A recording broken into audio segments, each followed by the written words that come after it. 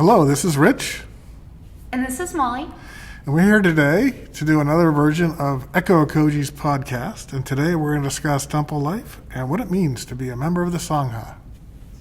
We're going to first go into kind of each other's backgrounds. I'll let Molly go first. Just give us a little history about how you found the temple and how you got involved as a Sangha member. All right. Well, so in 2016, I was living in Lexington, Kentucky, and my spouse had gotten a job with the federal government, which is what brings a lot of people to the DC area. Okay. And this move was going to be the first time that I would be living in a place where I did not have any family, and I did not know anyone except my spouse. In the months leading up to the move, that made me very nervous. So what I decided to do was to try and find a church. Actually, I was looking for, I started off looking at Unitarian Universalist churches, but my husband was raised in a Buddhist family, and he said, well, you know, there weren't really many Buddhist temples in Lexington, but in an area so close to DC, I'm sure there's some. Why don't we look for a Buddhist temple? So I did, and Ekoji popped up in my search results very high up, and I clicked on the website. There were pictures. It was an unassuming website. It was pretty welcoming. It was very open. It wasn't discouraging people to come to service. It was encouraging, people to try it out. And all of that was very reassuring. So then a week after we moved to the DC area, we decided to come to service. And while I was here that day, I actually ended up volunteering to man a booth for Ekoji at a festival the following week. And that was really the cementing experience of the community here, was spending all day with members that have been here for much longer, and they answered my questions. My appreciation and my desire to specifically learn about Shin Buddhism came later, after I had been here for a while. I really think that what I hear from a lot of people when they start coming here is that it's that sense of community that you have here, that we have here, that really brings them back that second and third time, and then over time they start to be more interested in religious aspects. Yeah, and I think that's such a common angle is that or approach is my own personal experience. I came to the temple in 2000, quite a few years ago, and I had just started to dabble in Buddhism, and it came from, I did a sojourn into the rainforest, and I spent 2 weeks, and I was just blown away by the interconnectedness of it. I had never been raised with a religion before. And so I was kind of came back with this sort of spiritual awakening, how do I make sense of all this beauty and all this sort of this nature coming together and being interconnected? And I looked up, I said, I had heard about Buddhism, I started to read about it, and what was very interesting early on, I think a lot of people have this thing, is you kind of feel like you need to be with other Buddhists. And it's like you can't just get it from a book. And so even I was drawn in. And this is a very funny story. I then said, well, there must be a temple around here. So this is how old this was. I went to the Yellow Pages, and I looked up Buddhist temples, and there was Ekoji's listing about 3 miles from my house. I'm like, wow, isn't that nice? There's a temple right in my backyard. So I did the thing that a lot of people do, is I said, I'll go next Sunday. And I drove by. It's kind of weird. Am I crashing somebody else's place? It looks like it's Japanese. I'll go next Sunday. So I would drive home. After a few rounds of that, if I got the courage to go into this strange temple, and what was great is I go in and I meet a ton of welcoming people for all different ethnicities. This wasn't a truly sort of Japanese thing that I had to somehow learn Japanese, and was welcomed immediately. And I think very much like you, Molly, I think I at the time, Bud Ueda was on the board, and he was overseeing membership, and I said, how do I join? And we went upstairs and we filled out a form on a computer. And it was, I think that kind of impact for me was just that this place felt like it was a place I could feel safe and comfortable in, and I felt welcomed. And I think just what you said too is, I didn't come here with any intent. I just wanted to find a place where I could learn, and that's what Ekoji gave me. So very, very happy about that. Well, and it's interesting too, because almost all of the stories of how people came to Ekoji, very few people here were raised as a Shin Buddhist, and listening to stories of how other people found their way here, there is almost just this sense of serendipity in almost every single story that's just absolutely fascinating. Yeah. And I know for different folks who might be listening to the podcast that aren't familiar with Ekoji, you know, the idea of what is a Shin Buddhist, you know, and I think, formally it's actually short. Shin Buddhism is short for Jodo Shinshu, which was started in the 12th century in Japan by a monk named Shinran Shonin, and it's part of the Pure Land school of Buddhism. And what's really interesting about this is it's called a householder Buddhism, in the sense that you're not expected to renounce all your belongings and put on a robe. We don't even have monks. Yeah. So and it says that enlightenment is ensured by entrusting it to the infinite wisdom and compassion of Amida Buddha. And this is expressed in our recitation of the Nembutsu, which is Namu Amida Butsu, I take refuge in Amida Buddha. And if we can really internalize that and realize that, we can then go on to live our lives with, one, deep appreciation for that gift, and two, being a more compassionate person. And I thought it also, like, people will ask, how does this fit into the Buddhism? Where does this lie? And there's a nice, simple, thing that, obviously the Buddha was a historical figure and set out to end suffering, and became enlightened and shared his Four Noble Truths, which won't go through right now. But the fourth one is the path to what do you have to do to pursue this form of enlightenment, become awake, and be a more wise and compassionate person. Well, that's where Buddhism, as it spread, began to take on, in different cultures, different countries, begin to focus on, well, the first three truths, we get it, it's the foundation, but how you go about doing it, how you going about your practice, begins to spread and splinter and adapt. And that's what happened in Japan. So that's where, for some people want to know where this came from, that it's the evolution of a Buddhism as it spread throughout the world. So I think one of the key things about understanding about the temple and what temple life is about is, what does it mean to be a Sangha member? And Molly, when you hear that question, what comes to mind?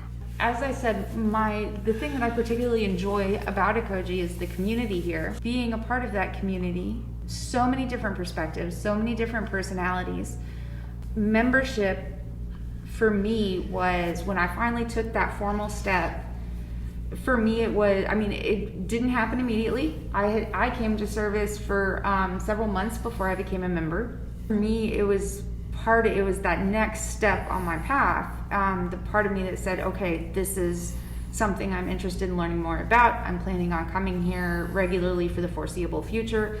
And then membership, of course, includes dues, and that was actually part of my decision. Was I want to be a part of continuing this. I want to be a part of maintaining this. I want to make sure that this is here for other people to find, just as it was here for me to find.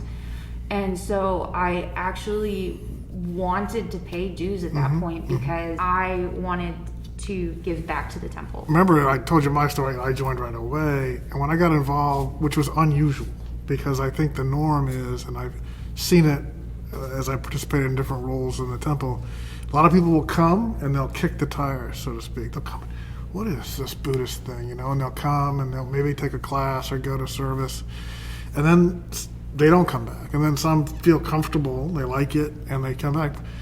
But the decision to become a member seems to be a very powerful one. It's like, am I going to go all in? And it's not just it's all in every aspect, right? Am I going to devote the time? Am I going to devote the money? And more importantly, am I going to say I'm a Buddhist? And I've learned from a lot of Sangha members that that's a big decision. And it's not surprising that it takes time, and you've got to decide, is this, because I think that's what it means to be a Sangha. I think a member, you are all in, and not necessarily the easiest decision for some to make. And although I think it's interesting, one of the things that I still struggle with is actually using the phrase "I am a Buddhist," just because I don't.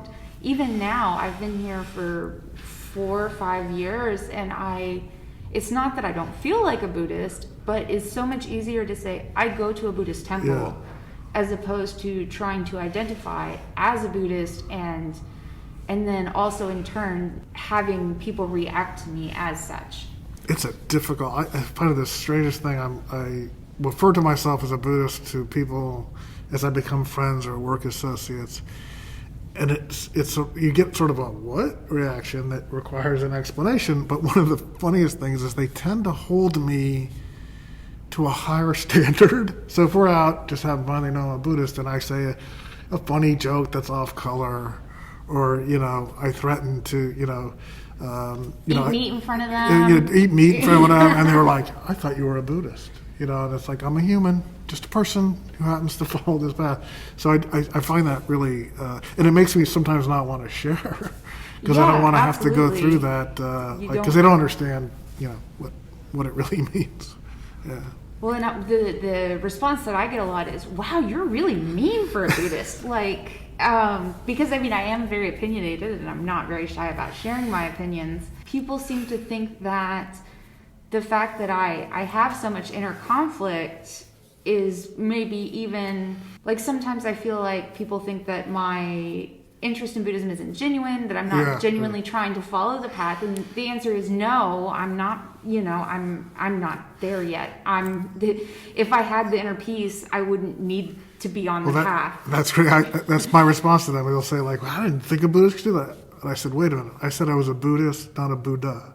If I was a Buddha, yeah, you could call that into question, but I'm just a Buddhist, which just means I'm just this flawed human doing this thing. The other thing is I tell them, and this is more of a joke, is I say there's a humor exemption. So as long as what I say is funny, it's okay if it's mean. I'm going to use that. Right? Yeah, it's a Buddhist absolutely. humor exemption. One of the things I really struck me early on about being a Sangha member is how important that is, and how baked in to everything and sutras and chants and everything. It's the 3 treasures: the Buddha, the Dharma, and the Sangha, and it's like core to the religion, and so much so it doesn't feel like one's more equal than the other. And I think that's very empowering. I don't know what the right word is, but just the fact that the 3 treasures that we chant every Sunday, that becomes the foundation. The Sangha is of equal importance. Well, and I think, too, to speak to that, having a Sangha, I think it makes a difference, because you are not walking the path alone. And if you've ever walked with another human being, sometimes you don't agree on which direction you're going to go. And having a Sangha, it allows you, when you are reading about Buddhism and you haven't taken that step to find a temple yet, you can form your own opinions, and I think everyone needs that time, right? To form their opinions and decide what they think.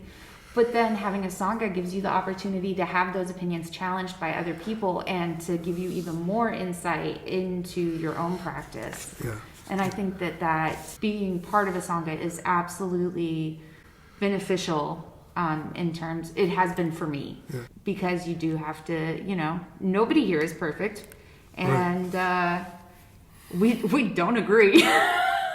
No, but I think it must have been the insight very early on, is that the idea that, you as a person, who has an ego and has limited and all that, it's so easy for us to run down a path, and you need some kind of something to help shape that and direct it. And the best thing about a Sangha is that people will share their perspectives on whatever and their interpretation of the Dharma, and you start to go, boy, I think I've gone a little too far this direction. It helps ground you, I think, and keep you literally on the path. So yeah, I agree.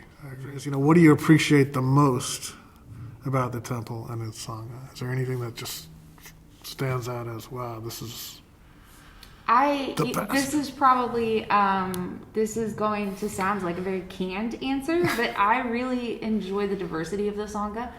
I enjoy everyone here. I mean, and this is true of any group. Everyone comes from somewhere else. Everyone has different experiences, and being at the temple gives them that opportunity to share those experiences with you. That's the part of the community that helps you grow as a person, is hearing different people's experiences and hearing about their lives. And with the pandemic, we haven't been able to do this, but one of my favorite things when I first started coming here were potlucks. Yes. Oh my goodness, all the good, as a person that cannot cook at all, potlucks were my favorite. And you would get dishes from just like all different kinds of dishes, and people would share dishes that were important to them from their lives, or dishes that they feel really proud of being able to prepare. And there is something very bonding about eating with someone and sharing their experience of food with them also. And I feel the same way, and I don't think I would have really appreciated it until the pandemic kept us from doing it. And now that we don't do it, it's the same thing. Wow, that was really special and really fun and really cool. And I think that the diversity school as well is just, it's the kind of diversity that happens organically. Like, we didn't have to try to do it. We didn't have to either stop something, start something. It just seems to happen on its own, which is also makes it, I think, really well. And really I think cool. that Ekoji specifically is very lucky to be located where we are, because that does mean that we get, all kinds of people coming through. Some stay, some don't, and that's part of the experience. That's part of the path, and it's absolutely fantastic. Yeah. The other thing, I think, for me, the best part, and this was early on, I think I was very lucky to have a lot of good teachers, Gordon Vermont, Reverend Honda, and back in the day, Ken Nakamura. And I know for me, I was super thirsty, and I just would sort of sit and just bask in the wisdom that was being shared with me. And it was, for me, I really appreciate it. And then over time, I just come to really the sense of belonging. It's almost like a sense of home. So when you come here, it's family, and that means you get to say things that you get easily forgiven for if it goes the wrong way, and if you're down in the dumps, you get someone to help you out. It's a sense of belonging and support that. It's a safe space. Yeah, and that's, again, just as the world changes, as you get older, you realize, wow, that's pretty precious. A lot of people don't have that, and here it is. I think one of the things too that I think about the Sangha is, and you mentioned it in the beginning, but because you're all in, it is about learning. It's about walking the path. It's helping each other do that, but it's also like keeping the lights on. And I think one of the things I value so much as a Sangha member is it's giving me the opportunity for dana, which I think is a great practice in the truest sense of selfless giving, which is time or money, so that. And what's cool about it for me is that it's I'm not just writing a check or doing some kind of volunteer thing. I know I'm helping the Sangha. I'm helping this safe place where you learn can be there for others, and it is for me a chance for dana, And, to help keep the doors open, to be a part of the continuing of the temple. Yeah. So one of the things is that. That I think we do a decent job of, and is that whatever your interest or skill is, you can find a home for it here and have it contribute to either the Sangha life, to the education, or just to the operations of the temple. Absolutely. And I know you've been involved a lot in maintenance of the garden. Well, and those were not skills that I brought with me. Those were ones that I learned here. I learned quite a bit in the garden. I learned, Frank helped show me how to paint a wall one Saturday. You don't even have to have this skill. We'll teach it. That's actually great, because I was thinking of things like, Joran Stegner is this origami master, and he led us through a fundraiser where we all learned how to fold cranes, and it was great to have a Sangha member who could do that. It was such a cool project, and I've come across so many of people who are like, oh, this is my interest or a skill, and it's like no matter what it is, or to your point, whether you don't have it, because there's such a need here. There's a great opportunity to make a lot of the really cool. So many musically talented people here, and they have a home here to provide music during service, or to have these open night performances with music, or just the musical fundraiser we did. So yeah, it's also a nice place to go, even for beyond beyond pure religion. Yeah, I think that Ekoji does do an excellent job of building that sense of community outside of just the theological education aspect. And I think it took me a while to really realize that, because I came as sort of a hardcore convert. I want to learn. I want to become a Buddhist. I don't care about Oban. I don't care about this tradition or that tradition. And then as a Sangha member, I start to learn how important and reinforcing that is.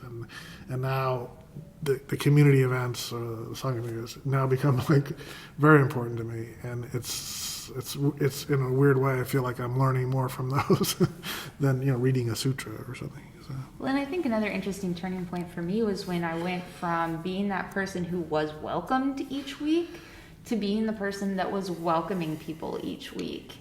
That was kind of a point at which I felt like I absolutely had some personal buy-in. Right. Was when I felt like it was my job to welcome other people, to let them know that this was a place where we wanted them here. Mm-hmm. And that was also a nice moment. Yeah, it was.